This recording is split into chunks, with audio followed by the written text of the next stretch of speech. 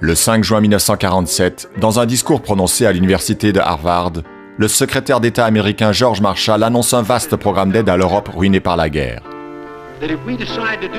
Face à une Amérique rétive, le secrétaire d'État doit faire campagne et insister sur la menace que l'extension de la misère sur le vieux continent constitue pour les États-Unis, avant que le Congrès n'approuve l'aide un an plus tard. La rivalité croissante entre l'Union soviétique et les États-Unis, l'échec de la concertation sur l'avenir de l'Allemagne ont accru les tensions Est-Ouest et conduit l'administration Truman à formuler une politique d'endiguement du communisme dès mars 1947. Mais ce sont d'abord les menaces sur la stabilité européenne et la crainte d'une contagion de la crise à l'économie américaine qui motivent le programme de reconstruction de l'Europe, même si l'exportation du modèle de libre-échange et fédéral américain n'est pas absent du calcul.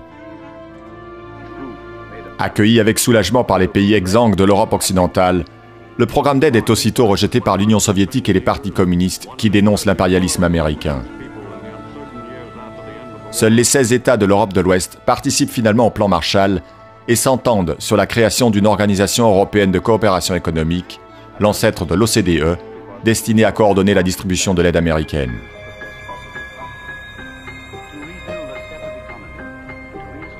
Pendant 4 ans, entre 1947 et 1951, l'Amérique consacre plus de 13 milliards de dollars de l'époque en dons et crédits à la relance de l'économie sur le vieux continent. Un acte de générosité stratégique qui instaure les premiers mécanismes de la coopération européenne et vaudra le prix Nobel à son auteur en 1953.